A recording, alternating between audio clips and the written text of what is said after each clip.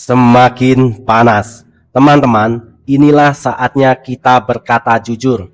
RUU perampasan aset yang harusnya menjadi senjata paling ampuh untuk melawan korupsi justru bertele-tele di gedung DPR yang mewah. Jika kita melihat di media sosial, banyak masyarakat yang menyuarakan hal yang sama, yaitu segera sahkan RUU perampasan aset. Lantas, apakah langkah Presiden Prabowo untuk mewujudkan harapan rakyat ini? Ya udah, tanpa berlama-lama, yuk kita masuk ke penjelasannya. Tapi jangan lupa subscribe channel milik rakyat kecil ini, Keset Politik. Indonesia tidak mungkin makmur kalau korupsi masih merajalela. Yang kita perjuangkan, yang saya perjuangkan bersama pemerintah yang mendukung saya, bersama koalisi yang mendukung saya, dengan mandat yang diberikan oleh rakyat, yang kita perjuangkan adalah meraih kemakmuran untuk rakyat Indonesia dengan mengurangi, kalau bisa menghabisi korupsi. Rakyat udah demo besar-besaran di berbagai kota, bahkan sampai memakan korban jiwa. Dua presiden, Pak Prabowo dan Pak Jokowi, juga udah tegas minta aturan perampasan aset koruptor segera disahkan bulan ini. Tapi, bola sekarang ada di tangan DPR. Pertanyaannya, apakah DPR kali ini bakal berani berdiri bareng rakyat atau mereka justru bakal nyari 1001 alasan teknis lagi buat menunda? Sebelum lanjut, coba kalian tebak di komentar. Kira-kira bulan ini bakal sah atau bakal zonk lagi? Yuk kita bahas kenapa babak akhir ini bakal menentukan masa depan bangsa. Teman-teman, video ini dibuat bukan cuma untuk sekedar berbagi berita, tapi sebagai sarana edukasi agar kita sebagai rakyat kecil makin melek hukum dan sadar akan hak-hak kita yang sedang diperjuangkan. Narasi keadilan ini tidak akan pernah terdengar kalau kita bergerak sendirian. Kita butuh persatuan. Maka dari itu, sebelum kita masuk ke pembahasan babak pertama, mari luangkan waktu 2 detik saja untuk klik tombol like, subscribe, dan bagikan video ini seluas-luasnya. Semakin banyak yang menonton video ini sampai habis, semakin besar suara persatuan kita terdengar untuk menolak segala bentuk penindasan dari para oknum mafia dan pejabat korup di negeri ini. Dan untuk menunjukkan kalau rakyat Indonesia itu kompak dari Sabang sampai Merauke, coba absen sekarang di kolom komentar. Dari daerah mana kalian berasal saat menonton video ini? Mari kita tunjukkan kalau kita ada, kita satu suara, dan kita siap mengawal keadilan. Yuk, kita masuk ke pembahasan yang pertama. Teman-teman, saat ini ratusan juta rakyat Indonesia menagih janji kepada Presiden Prabowo. Janji suci itu adalah komitmen Presiden Prabowo untuk menyikat habis para koruptor dan mengembalikan hak rakyat yang mereka curi. Lantas, mampukah Presiden Prabowo menepati janjinya? Teman-teman, coba tulis pendapat kalian di kolom komentar. Rakyat dipaksa untuk selalu taat. Coba kita lihat kehidupan sehari-hari kita sebagai rakyat kecil. Setiap bulan, kita harus putar otak menghadapi harga beras yang terus melonjak, tarif listrik yang semakin mahal, belum lagi lapangan kerja yang makin hari makin sulit didapat. Di tengah semua kesulitan itu, kita masih dituntut untuk patuh membayar pajak tepat waktu. Telat sedikit saja, denda sudah menanti. Kita dipaksa maklum dengan keadaan hidup yang semakin menjepit. Namun, di sisi lain, keadilan terasa menjadi barang yang sangat mahal. Uang negara yang nilainya mencapai ratusan triliun rupiah, uang yang harusnya bisa dipakai untuk membangun sekolah yang layak, memperbaiki fasilitas rumah sakit atau membuka lapangan kerja baru, justru dikuras habis oleh para koruptor. Ironisnya, ketika harta rakyat dirampas oleh para tikus berdasi, hukum terasa berjalan sangat lambat untuk mengambil kembali hak-hak kita. Kemarahan yang menumpuk bertahun-tahun inilah yang akhirnya membuat masyarakat tidak bisa lagi tinggal diam. Gelombang demonstrasi besar-besaran pecah di berbagai kota besar, mulai dari Jakarta, Bandung, Surabaya, hingga Medan. Ini bukan lagi sekedar aksi turun ke jalan yang biasa kita lihat di televisi. Ini adalah letupan amarah dari orang-orang biasa, mulai dari mahasiswa, buruh, hingga pedagang kecil yang sudah sampai pada batas kesabaran mereka. Semua bersatu di depan pagar pembatas demi satu tuntutan yang sangat mendasar. Rampas harta para koruptor dan kembalikan ke kas negara. Sayangnya, perjuangan menuntut keadilan ini harus dibayar dengan harga yang sangat mahal. Di tengah riuhnya tuntutan rakyat, seorang pemuda bernama Arfan harus kehilangan nyawanya akibat tindakan represif dari aparat di lapangan. Arfan bukan sekedar angka atau korban biasa. Kepergiannya menjadi alarm keras yang mengguncangkan kesadaran kita semua bahwa perjuangan ini sudah melangkah jauh. Ini bukan lagi tentang lembaran kertas berisi draft hukum atau sekedar wacana politik di televisi, melainkan perjuangan hidup dan mati rakyat yang sedang menagih hak paling mendasar mereka. Nama Arfan kini menjelma menjadi simbol perlawanan di jalanan dan media sosial, sebuah pengingat bahwa jika suara kita terus diabaikan di dalam gedung parlemen yang mewah, maka suara rakyat akan terus bergema dan meneriakan keadilan. Teman-teman, lewat RUU perampasan aset, negara akan punya senjata paling mematikan buat membabat habis koruptor sampai ke akar-akarnya. Tapi pertanyaannya, kapan ya undang-undang ini akan disahkan? Apakah bulan depan? Atau tahun depan? Atau 10 tahun lagi? Teman-teman, silakan tulis dukungan kalian di kolom komentar. Mari kita satukan suara agar suara rakyat kecil ini terdengar sampai gedung mewah itu. Setelah melihat bagaimana rakyat di jalanan berjuang bahkan sampai mengorbankan nyawa, mari kita alihkan pandangan ke dalam gedung megah di Senayan. Di sana, kita akan melihat sebuah pemandangan yang sangat kontras dan bikin mengelus dada. Di saat masyarakat bawah berteriak menuntut keadilan, para wakil rakyat yang duduk di kursi empuk justru terlihat santai, sibuk berdebat, dan melempar berbagai alasan yang sulit diterima akal sehat. Ada sebuah ironi besar yang sedang dipertontonkan di depan mata kita semua, yaitu aturan untuk memiskinkan koruptor ini ternyata sudah digantung dan dibiarkan berdebat selama 17 tahun. Bayangkan, sejak tahun 2008 sampai hari ini, rancangan aturan perampasan aset ini terus-menerus masuk dan keluar dari daftar pembahasan tanpa pernah disahkan menjadi undang-undang. Coba kita bandingkan dengan kebijakan lain. Kalau urusan menaikkan gaji pejabat, tunjangan fasilitas mewah, atau aturan lain yang menguntungkan kelompok mereka, prosesnya bisa kilat sekali. Dalam sekejap, palu sidang bisa langsung diketok dan aturan langsung berlaku. Tapi giliran ada aturan yang bisa merebut kembali uang rakyat yang dicuri, tiba-tiba jalannya menjadi sangat berbelit-belit. Mereka mendadak butuh waktu bertahun-tahun dengan alasan harus teliti, harus hati-hati, dan jangan tergesa-gesa agar tidak ada cacat hukum. Disinilah kita melihat permainan politik wajah ganda yang sangat nyata. Di depan kamera, saat diwawancarai wartawan atau saat berkampanye, partai-partai besar selalu lantang berteriak bahwa mereka paling depan dalam mendukung pemberantasan korupsi. Mereka bilang demi hukum, demi bangsa, dan demi rakyat. Namun, begitu kamera mati dan mereka masuk ke dalam ruang rapat tertutup, sikapnya langsung berubah total. Langkah kaki mereka mendadak ragu-ragu. Muncul 1001 alasan teknis untuk menunda, seperti harus menunggu aturan lain diselesaikan dulu atau alasan bahwa undang-undang ini rawan dijadikan alat politik untuk menyerang pihak tertentu. Bagi orang awam, alasan-alasan teknis seperti itu terdengar seperti sebuah sandiwara atau strategi mengulur waktu. Mengapa waktu menjadi sangat penting bagi mereka? Karena dalam dunia hukum dan politik, waktu adalah sahabat terbaik bagi para pelaku kejahatan. Semakin lama aturan ini ditunda dan tidak disahkan, semakin banyak waktu yang dimiliki oleh para oknum koruptor untuk menyelamatkan kekayaan haram mereka.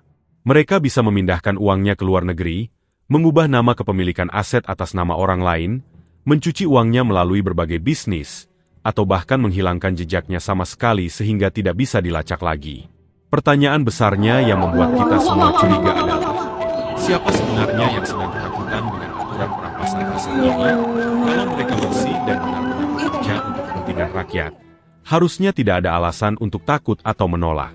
Mengapa mereka justru terlihat lebih khawatir aturan ini disalahgunakan daripada khawatir uang negara terus-menerus habis dirampok? Spekulasi yang beredar di masyarakat akhirnya menjadi sangat liar namun masuk akal, bahwa penundaan ini terjadi karena mereka takut jika undang-undang ini disahkan, jaring-jaring kekayaan haram yang selama ini tersimpan rapi di lingkaran elit mereka akan ikut tersapu bersih dan mereka akan jatuh miskin seketika. Tarik ulur kepentingan di dalam gedung parlemen ini menjadi bukti nyata bahwa sebagian dari mereka tampaknya lebih memilih setia pada kepentingan kelompok dan partai daripada mendengarkan jeritan hati rakyat kecil yang telah memilih mereka. Di tengah ketidakpastian dan drama yang terus dipertontonkan di gedung parlemen, Angin segar justru berembus dari puncak kekuasaan eksekutif. Ketika para wakil rakyat masih sibuk mencari alasan di balik meja rapat tertutup, pemerintah pusat tampaknya sudah kehabisan kesabaran. Situasi politik hari ini memperlihatkan sebuah pemandangan yang sangat jarang terjadi dalam sejarah bangsa kita. Dua tokoh penting negeri ini, yaitu Presiden Prabowo Subianto yang sedang memegang kemudi pemerintahan saat ini, dan mantan Presiden Joko Widodo, ternyata berada dalam satu barisan yang sama. Mereka kompak satu suara untuk menjepit posisi parlemen, agar tidak ada lagi alasan untuk menunda-nunda keadilan bagi seluruh rakyat Indonesia. Presiden Prabowo Subianto mengambil langkah yang sangat berani dan tidak bertele-tele. Di tengah gemuruh suara masyarakat yang menuntut kejelasan di jalanan, ia secara terbuka mengeluarkan pernyataan yang sangat keras. Beliau memerintahkan agar aturan perampasan aset koruptor ini harus segera disahkan pada bulan ini juga. Tidak ada lagi istilah menunggu masa sidang berikutnya. Tidak ada lagi kata besok, dan tidak ada lagi ruang untuk kompromi di belakang layar.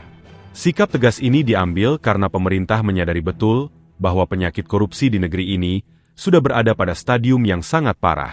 Tanpa adanya sebuah mekanisme hukum yang kuat, cepat, dan agresif untuk menyita harta para koruptor, maka semua upaya pemberantasan korupsi yang dilakukan selama ini hanya akan menjadi tontonan tanpa hasil yang nyata. Para penjahat anggaran negara akan tetap bisa tersenyum lebar, karena meskipun mereka dipenjara, keluarga dan kelompok mereka masih bisa hidup mewah menikmati fasilitas dari uang haram yang mereka sembunyikan. Langkah berani ini juga mendapat dukungan moral yang sangat kuat dari mantan Presiden Jokowi.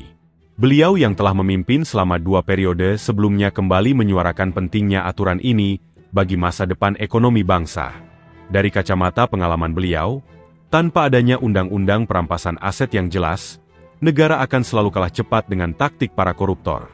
Sangat mudah bagi para tikus berdasi untuk mencuci uang hasil kejahatan mereka, mengirimkannya ke rekening-rekening rahasia di luar negeri, dan kemudian membawanya kembali ke Indonesia seolah-olah uang tersebut adalah investasi yang sah dan halal. Akibatnya, negara hanya bisa gigit jari melihat kekayaan yang harusnya milik rakyat justru berputar untuk memperkaya segelintir orang yang rakus. Ketika dua sosok pemimpin yang memiliki pengaruh besar ini bersatu dan bergerak di jalur yang sama, maka secara otomatis seluruh beban dan tanggung jawab kini bergeser penuh ke pundak para anggota Dewan di Senayan. Kondisi ini menciptakan sebuah situasi politik yang sangat menarik sekaligus menjepit. Ibarat sebuah pertandingan, bola panas sekarang benar-benar berada di kaki para anggota parlemen. Istana sudah memberikan lampu hijau yang sangat terang, dan rakyat di luar gedung sudah berteriak dengan suara yang menggelegar. Bahkan sampai ada darah dan nyawa yang harus dikorbankan di jalanan. Jadi, sekarang sudah tidak ada lagi celah bagi mereka untuk bersembunyi. Jika dalam beberapa waktu ke depan mereka masih saja mengulur waktu, menggunakan taktik penundaan dengan dalih perbaikan prosedur, atau sengaja menyibukkan diri dengan membahas hal-hal lain yang tidak mendesak, maka masyarakat awam pun akan langsung bisa menilai dengan sangat mudah, kepada siapa sebenarnya para wakil rakyat itu menaruh kesetiaan mereka. Apakah mereka benar-benar bekerja untuk melindungi hak-hak rakyat kecil yang telah berkeringat membayar pajak? Atau mereka justru sedang ketakutan dan berusaha melindungi diri mereka sendiri, serta kelompoknya dari ancaman kemiskinan sistematis yang dibawa oleh aturan ini? Ini adalah momentum krusial. Sebuah ujian sejarah yang sangat besar bagi bangsa kita. Aturan perampasan aset ini bukan sekadar lembaran hukum biasa, melainkan sebuah harapan dan senjata pamungkas bagi rakyat kecil untuk merebut kembali apa yang telah dicuri dari mereka. Kita harus selalu ingat bahwa setiap rupiah yang dikorupsi oleh para pejabat nakal dan mafia itu, berarti ada anak-anak kita di pelosok daerah yang tidak bisa mendapatkan pendidikan yang layak. Setiap proyek pengadaan yang anggarannya dipotong demi komisi haram berarti ada jembatan desa yang roboh, ada jalanan yang rusak parah dan membahayakan nyawa pengendara, serta ada fasilitas puskesmas yang kekurangan obat-obatan untuk merawat warga yang sakit. Uang ratusan triliun rupiah yang selama ini menguap begitu saja, jika berhasil disita oleh negara, bisa diubah menjadi lapangan kerja yang luas, sekolah-sekolah gratis berkualitas, dan jaminan kesehatan yang merata dari ujung barat sampai ujung timur Indonesia. Oleh karena itu, perjuangan ini masih jauh dari kata selesai, dan kita tidak boleh lengah sedikit pun. Strategi utama dari para oknum yang menolak aturan ini adalah membuat masyarakat merasa lelah, bosan, dan akhirnya melupakan isu ini seiring berjalannya waktu. Ketika perhatian kita teralihkan oleh drama-drama baru di media sosial, disitulah mereka akan dengan sangat tenang mengubur kembali aturan ini ke dalam laci meja rapat mereka. Kita tidak boleh membiarkan hal itu terjadi lagi seperti tahun-tahun sebelumnya. Kita harus terus bersuara, menjaga agar api perjuangan ini tetap menyala, dan memastikan bahwa pengorbanan saudara-saudara kita di jalanan tidak menjadi sia-sia. Mari kita kawal terus momentum ini bersama-sama, satukan barisan, dan tunjukkan kepada mereka bahwa suara rakyat kecil yang besar jauh lebih kuat dan lebih berkuasa daripada gedung parlemen manapun di negeri ini. Wahai para pemimpin negeri, ketahuilah bahwa kami, rakyat kecil Indonesia, menaruh harapan yang begitu besar dan tulus di pundak Bapak Presiden Prabowo Subianto serta seluruh anggota DPR RI yang mulia. Kepada Anda semua yang saat ini sedang bekerja dengan jujur dan ikhlas demi kesejahteraan bangsa, kami ingin menyampaikan pesan yang lahir dari lubuk hati yang paling dalam. Jangan pernah takut, karena rakyat berdiri kokoh di belakangmu. Di tengah badai tekanan politik dan godaan yang begitu besar, ketahuilah bahwa doa dan dukungan jutaan rakyat kecil akan selalu menjadi benteng yang melindungi setiap langkah berani Anda demi menegakkan kebenaran di bumi pertiwi. Sebagai rakyat kecil, impian kami tidaklah muluk-muluk. Kami hanya ingin melihat keadilan sosial benar-benar nyata, bukan sekadar slogan di atas kertas. Oleh karena itu, kami sangat berharap dan memohon agar para anggota DPR yang terhormat dapat menepati janji-janjinya untuk segera merancang, membahas, dan mengesahkan RUU perampasan aset. Anda semua adalah wakil rakyat yang memegang gelar terhormat. Gelar itu adalah amanah suci yang berarti setiap keputusan, setiap ketukan palu sidang, dan setiap kebijakan yang diambil haruslah berpihak sepenuhnya kepada kepentingan rakyat banyak, bukan kepentingan golongan. Kami masih menaruh kepercayaan yang besar bahwa gedung parlemen di Senayan diisi oleh putra-putri terbaik bangsa, orang-orang pilihan yang memiliki integritas tinggi, moral yang luhur, serta hati yang bersih untuk mewakili suara kami yang kerap tak terdengar.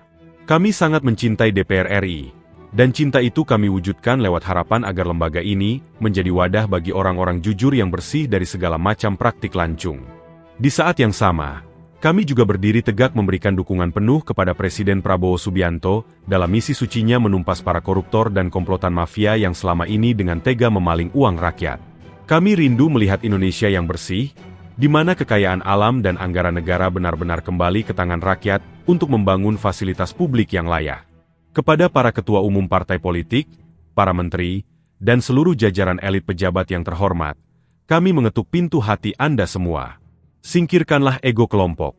Sudilah kiranya untuk saling bergandengan tangan, bersatu padu, dan bersama-sama membangun negeri ini. Jika para pemimpin dan orang-orang besar di negeri ini bisa kompak menyetujui disahkannya RUU perampasan aset, itu akan menjadi bukti nyata bahwa Anda semua adalah negarawan sejati yang teramat mencintai bangsa dan negara Indonesia. Kami percaya, di dalam dada Anda sekalian, masih mengalir darah nasionalisme yang menginginkan Indonesia maju dan bermartabat. Terakhir, untuk seluruh teman-teman dan masyarakat yang menonton video ini, kami ingin menegaskan dengan sejujur-jujurnya bahwa konten ini dibuat bukan untuk menyudutkan, menyerang, atau mendiskreditkan pihak manapun.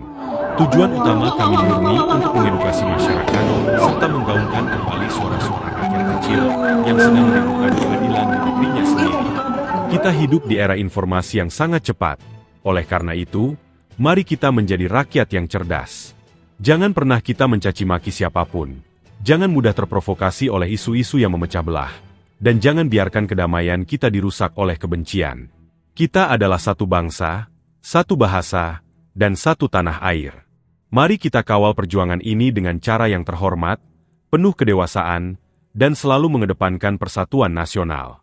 Semoga Tuhan Yang Maha Esa senantiasa melindungi para pemimpin kita yang jujur dan menjaga keutuhan bangsa Indonesia. Oke teman-teman, terima kasih sudah menyimak sejauh ini. Terima kasih masih bersama Keset Politik. Teman-teman, setelah kita mendengarkan penjelasan yang panjang tadi, gimana tanggapannya? Silakan tulis opini tajam kalian di kolom komentar. Tapi ingat, jangan mencaci maki siapapun. Kita tunjukkan bahwa bangsa Indonesia sudah cerdas dan memiliki adab.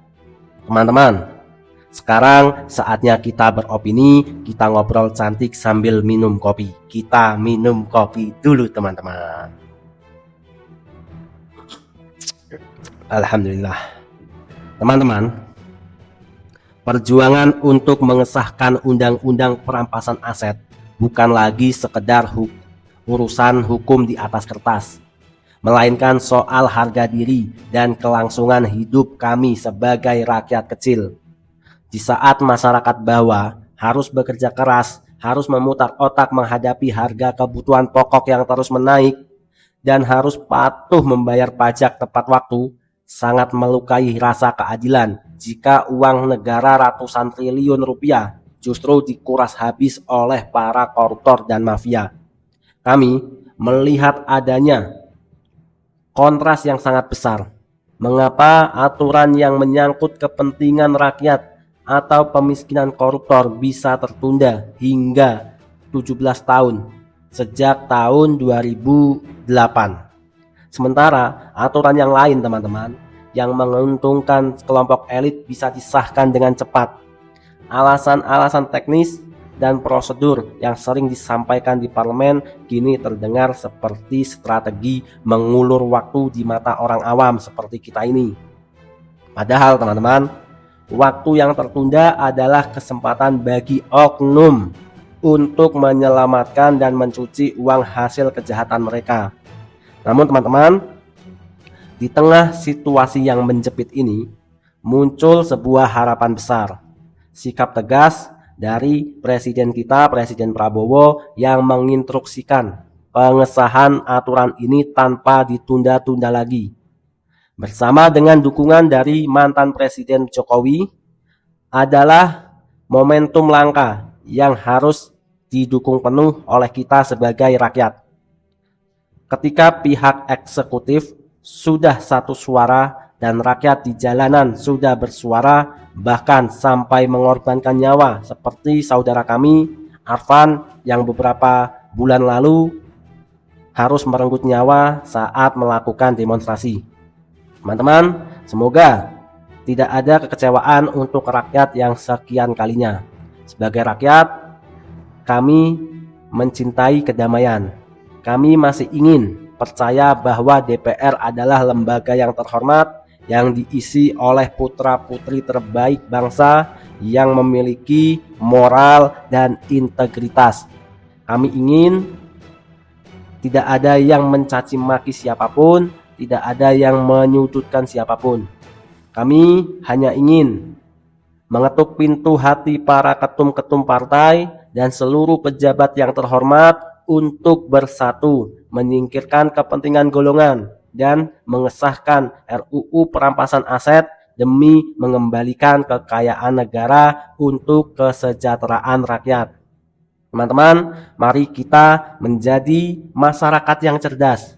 Jangan mudah terprovokasi dan terus mengawal isu ini dengan damai demi masa depan Indonesia yang bersih dari korupsi.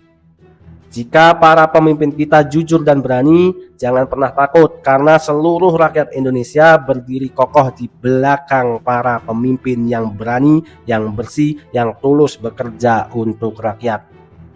Teman-teman, bayangkan, andaikan RUU ini sudah disahkan, bisa dipastikan akan banyak pejabat-pejabat yang akan ketakutan jika mereka berani main-main.